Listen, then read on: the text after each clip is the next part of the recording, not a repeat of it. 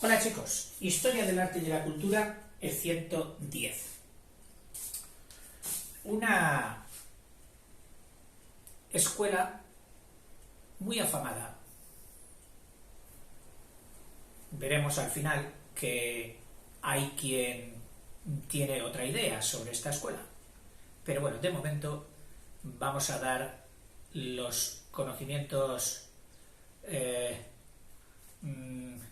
admitidos hasta ahora.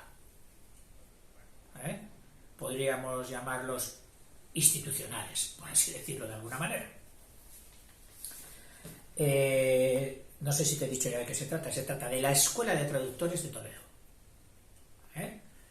Vamos a hacer un repasillo, no sé si primero histórico o segundo o primero de contenido. Yo creo que el contenido puede ser más interesante para el principio, para saber de qué hablamos. Bueno, pues resulta que, fíjate, había unos textos greco-latinos, es decir, escritos tanto en griego como en latín, que habían sido recopilados en Oriente, primero en la escuela de Alejandría durante el helenismo y segundo también enriquecidos por el aporte y cuidado de la época bizantina. Es decir, la gran biblioteca de Alejandría durante el segundo periodo del clasicismo, que fue el helenismo, ya lo sabes, y más adelante enriquecidos también con textos latinos aportados por el bizantinismo, o el mundo bizantino de Justiniano. Por Alejandría, pero todo fue a parar, digamos, a la escuela de Alejandría. Esta escuela es visitada, estudiada por ratones de biblioteca, es decir, por gente culta, sabia, especialmente del mundo árabe, que lo conoció al invadir en el año 622 con la Egia. El mundo árabe se desplaza por todo el sur del Mediterráneo y entre ellos Alejandría. Entonces sus eruditos encuentran ahí un tesoro. Y también por el mundo hebreo. El mundo hebreo, o que se suele conocer por el mundo judío. Aunque ya sabes que Judá solo es una de las 12 tribus de Israel. Cuando decimos Israel, estamos refiriéndonos a las 12 tribus. Y cuando decimos judío, nos estamos refiriendo solo a los descendientes de la tribu de Judá, que se ha hecho dominante, que ha sido la más numerosa, la más influyente, etc. Pero hay que tener en cuenta esa distinción. Bien. Lógicamente, traducen del griego clásico en que fueron escritas esas obras y del latín clásico, lo traducen a sus respectivos idiomas, al árabe y al hebreo. Y todo esto cabalga por el Mediterráneo hasta llegar en el año 711 por la península. Y se instala. ¿Dónde? En la gran Córdoba, enorme, prodigiosa Córdoba, y empieza a hacer, con la Reconquista, el mundo cristiano va reconquistando al mundo árabe, las posiciones del mundo árabe, pero hay una permeabilidad de conocimientos. Desde el mundo árabe, brillante, su cultura de Córdoba, se permea, se difunde al mundo cristiano. De forma que, cuando en el año 1085, uno de los Alfonsos, Alfonso VI,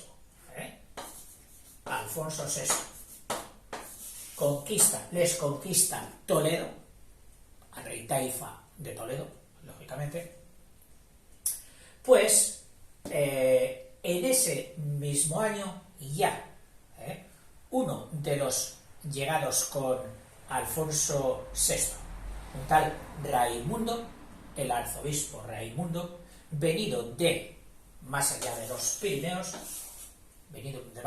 Pirineos, opta por alentar un negocio. Él había vivido en las cortes europeas y sabía que en las cortes europeas había avidez, había hambre de estas obras clásicas, de griegos y de latinos. Entonces se da cuenta Raimundo de que aquí en Toledo, ya en el año 1085, gracias a la tolerancia de la dinastía de los Alfonsos, sexto, séptimo, octavo, noveno, hasta Alfonso IX, y va con el paso del tiempo, sucediéndose unos Alfonsos a otros, esa tolerancia permite que los sabios árabes y hebreos que estaban en Toledo sigan trabajando, sigan traduciendo. Y él lo ve perfecto, dice, sí, a estos hay que alentarlos, démosles facilidades, porque las obras que traduzcan, nosotros las venderemos muy bien en las cortes europeas. Y de ahí nace el impulso traductor, el impulso productor de Toledo, del arzobispo Raimundo. Para pasar estas obras, que venían en árabe y en hebreo, había que pasarlas al idioma final, que era el idioma de la escuela en Europa, que era el latín. Claro. Estos señores, árabes y hebreos, no conocían el latín, conocían el castellano, que ya era la lengua romance de Toledo. Entonces, sucede lo siguiente. Ellos pasan estas obras al castellano.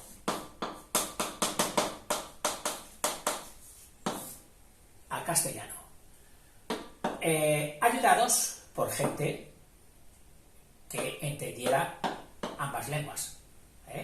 Y luego ya del castellano se tradujo al latín, la lengua final. El castellano, una lengua romance, haciendo de puente entre las lenguas cultas de la antigüedad y la lengua neoculta. El latín estaba allí, pero también está aquí, pero con otras variedades ya.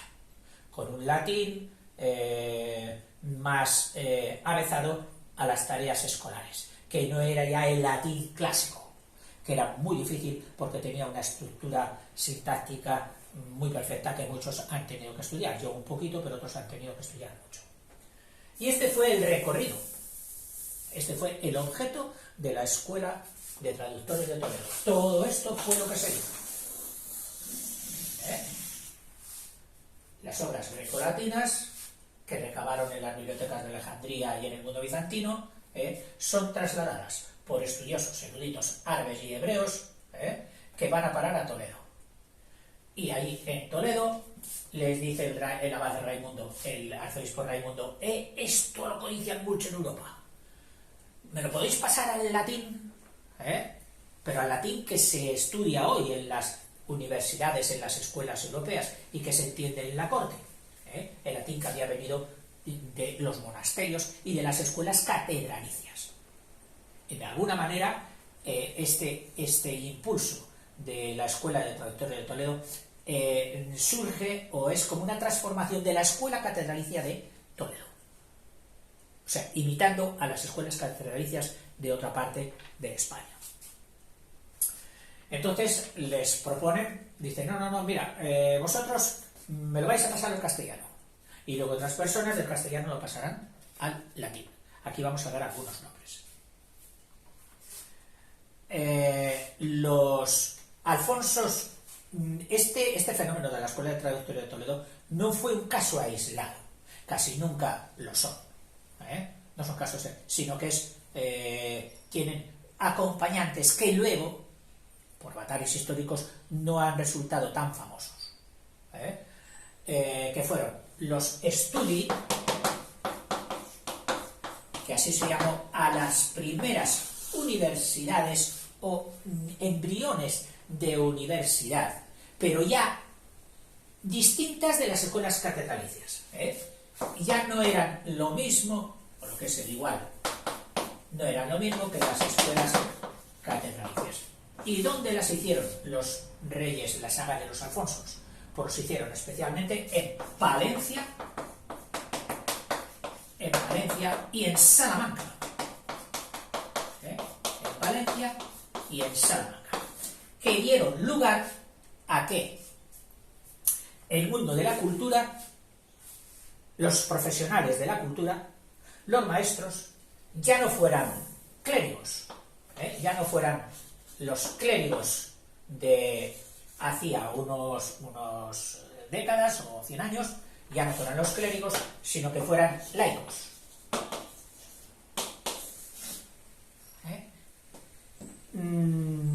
Salidos de los studi de Palencia y Salamanca, que más adelante, cuando llegue Alfonso X el Sabio, que será la gran figura de esta escuela y del renacimiento cultural en España, en la España cristiana, haría también otros estudios de estos en Sevilla y en Murcia, que no funcionaron tan fervorosa y continuadamente como los de Palencia y Salamanca, sobre todo como Salamanca.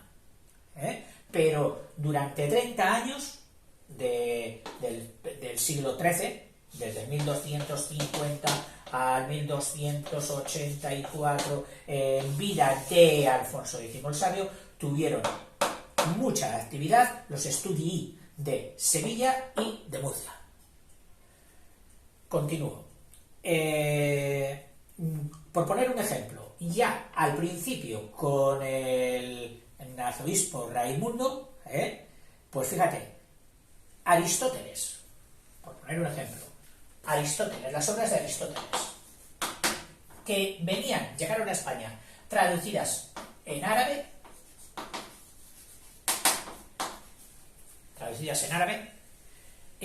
fueron auxiliadas por el judío converso Juan, que en un sitio he encontrado Juan hispano, me he extrañado, y en otro sitio a continuación, dentro de la misma Wikipedia, que ha sido mi fuente, he encontrado Juan hispalense. Hispano se referiría a España, a la península hispánica,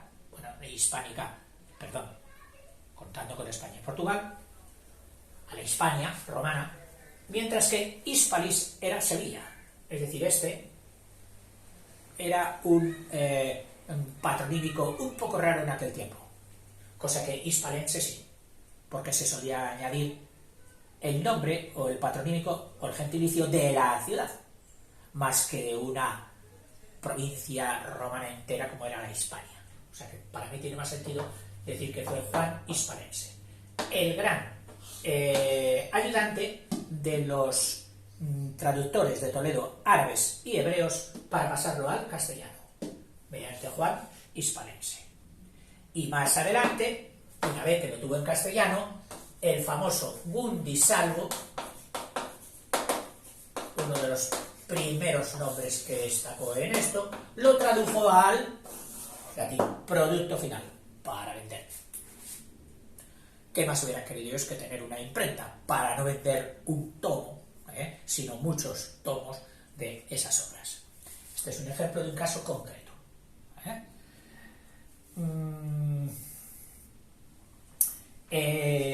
Más adelante, en la saga de los Alfonsos, hay otros que no se llamaban Alfonsos. Ejemplo, el padre de Alfonso X, que ya sabéis que fue Fernando III el Santo, el que conquistó Sevilla.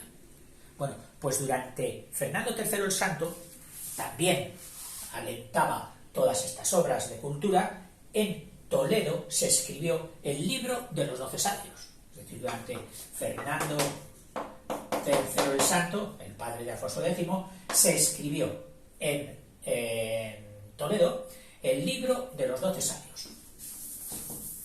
Esto ya como traducción no exactamente, perdón, como producción, no exactamente solo por vía de traducción.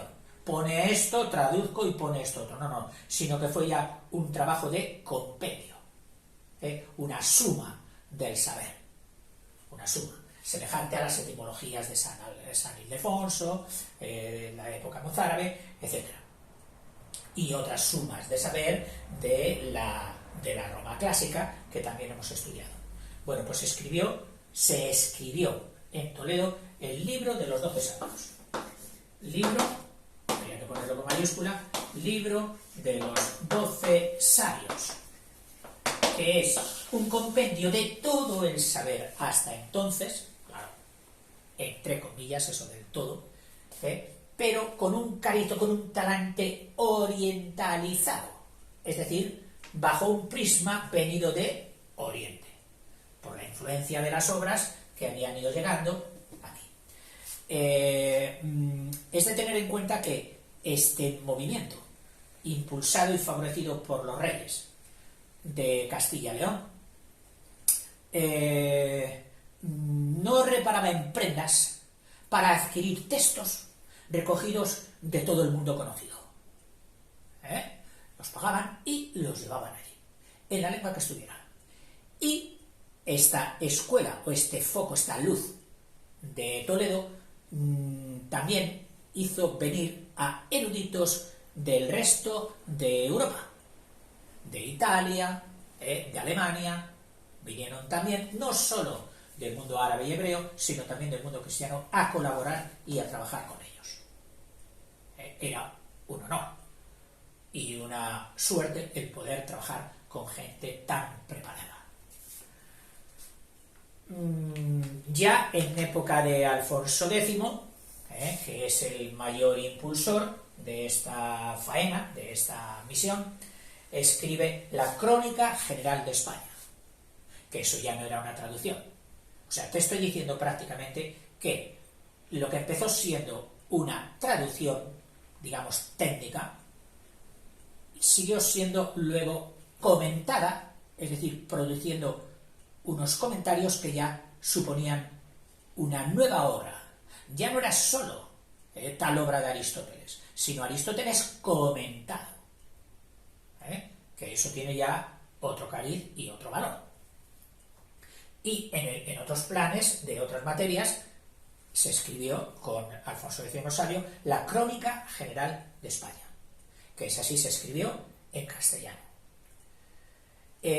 Alfonso X institucionalizó, le encantó esto, hasta tal punto de que abandonó o dejó en manos de sus colaboradores el llevar sus batallas y el llevar sus conquistas y la administración de sus tierras, que se le ha culpado bastante de que por esta desidia se perdieran territorios que ya habían sido conquistados por la corona de Castilla y León, y por mor de la paz, de dejadme tranquilo que yo estudia esto, oye, que tendremos que ceder estos terrenos porque aquel está presionando, oye, pues dádselos, o cambiarlos, favorecer el canje.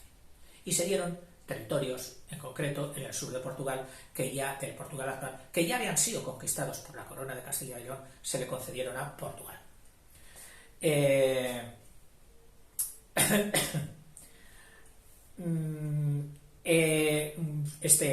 Alfonso X entonces ya dirigió, fíjate que la temática de la escuela de Toledo ya no fue la consabida que tendrían las escuelas catedralicias, que estaban al servicio de la Iglesia y para la Iglesia.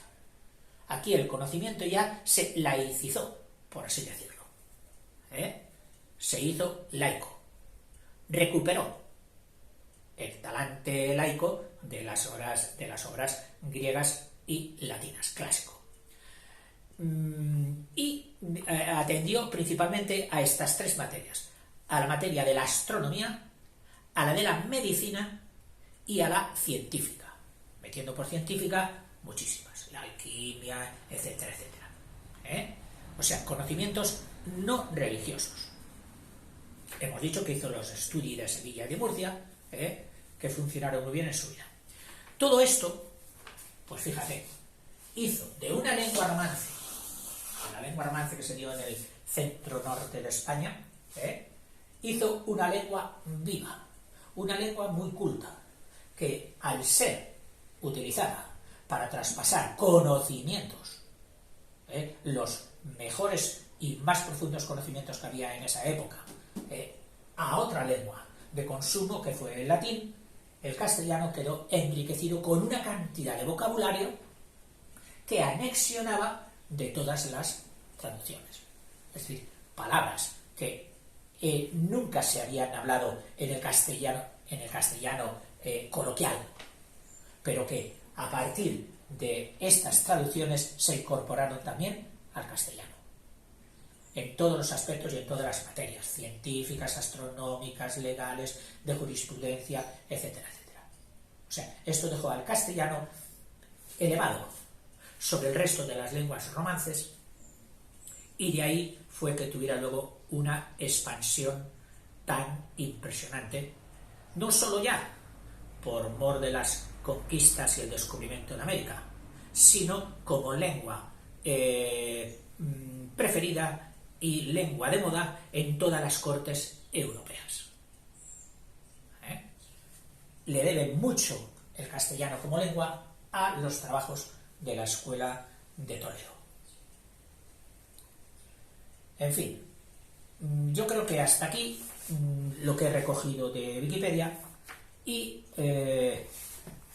ya solo me queda, pues, por no desestimar lo que nuestra profesora María Comás nos viene regalando, voy a leer rápidamente, a ver si es posible que lo haga sin digresiones, lo que pone ella. Dice: después de que Alfonso VI conquistase Toledo en el 85, esta ciudad se convierte en el principal centro de la cultura española, donde afluyen diversas corrientes, siendo la más importante la oriental, representada por árabes y judíos. Yo he dicho judíos hebreos. Y la europea también, es decir, reconoce que no solo fue hecha por árabes y judíos, sino también por la europea, que encauzan y dirigen los cluniacenses, la orden de moda de la Reforma de San Benito que hemos estudiado. Fue entonces cuando un generoso mecenas francés, el arzobispo don Raimundo, que vivió entre el año 1125 y 1151, fundó en Toledo una escuela de traductores. Esta es que contribuyó poderosamente a la difusión de la ciencia en toda Europa. O sea que aquí le da ya un contexto más europeo que el que yo he dado antes, recogido de la Wikipedia. Fue favorecida por la persecución almohade, que fue la invasión del mundo árabe en la península más intransigente y fundamentalista, y el mundo de la cultura, el mundo de los sabios árabes y judíos que poblaban el mundo árabe en aquel momento, huyeron de estas conquistas de gente intransigente y dijeron: ¿dónde nos vamos? Pues nos pasamos donde están los cristianos, que allí nos respetan. Y fueron a parar a Toledo muchos de ellos, que obligó a refugiarse en la ciudad del Tajo, Toledo, a gran número de sabios musulmanes y hebreos, los cuales aumentaron el esplendor de la escuela. El procedimiento para las traducciones consistía en que un judío, un musulmán o un mozárabe toledano, es decir, de los cristianos que habían vivido en el mundo árabe, ya residente en Toledo, en el Toledo reconquistado, hacía la versión al romance castellano, la cual luego era vertida nuevamente por otros especialistas al latín clásico o al latín de consumición en la enseñanza de las universidades y de las cortes europeas, los cuales aumentaron todavía el esplendor de la escuela. El procedimiento de latín clásico, en cuya lengua eran divulgados los libros por el occidente europeo, por Europa. La introducción de los textos árabes en los estudios occidentales del mundo, textos árabes en los estudios occidentales, marca una nueva era en la historia filosófica y científica de la Edad Media. Anteriormente solo existían los restos del saber clásico recogidos de las compilaciones de Marciano Capella, de Beda y de San Isidoro. En la nueva etapa vuelve a Occidente la ciencia antigua, pero más completa. ¿A través de quiénes? De los comentaristas árabes, de los comentaristas árabes o de las obras griegas originales, de las traídas de Alejandría. Es decir, Europa sí tenía contacto con aquellas obras, pero solo vía, que nos ha dicho aquí, de San Isidoro, vía de Beda, etc. Y ahora llegan directamente de los arabistas, vía Toledo. Una de las figuras más ilustres de esta escuela toledana es Dominicus Gundisalvus,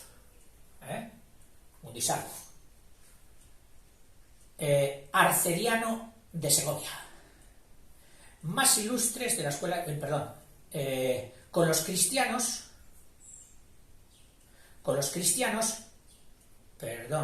es Dominicus Gundisalvus, arcediano de Segovia, traductor de las obras de Avicena, el gran arabista, Al-Ghazal, otro ilustre árabe, Avicebrón, que todos estos los hemos estudiado en otros vídeos, y otros.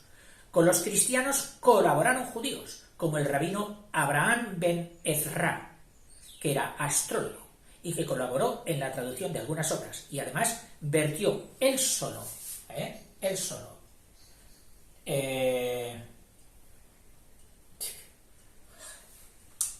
estoy tonto y además me estoy saltando líneas porque son unas líneas tan pequeñitas, que este Abraham ben Ezra, astrólogo y matemático, y también el judío converso Juan Hispalense, que yo al principio te había dicho hispano, antes de bautizarse, porque se hizo converso, se llamaba Selomó ben David, que colaboró en la traducción de algunas obras y además vertió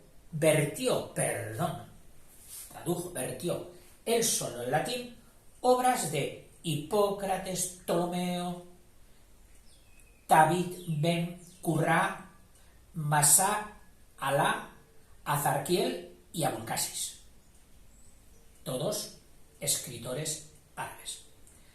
La labor de asimilación de las culturas orientales realizada en Toledo atrajo bien pronto a algunos eruditos extranjeros de Europa, como el italiano Gerardo de Cremona, el inglés Adelardo de Bath, muerto en el 1142, Hernán el Dálmata, desde la Dalmacia, y otros muchos. El traductor más fecundo de la escuela fue Gerardo de Cremona, el italiano, verdadero padre del arabismo español, que dio a conocer a Euclides, a Aristóteles, al físico Alfarabi y a Ptolomeo.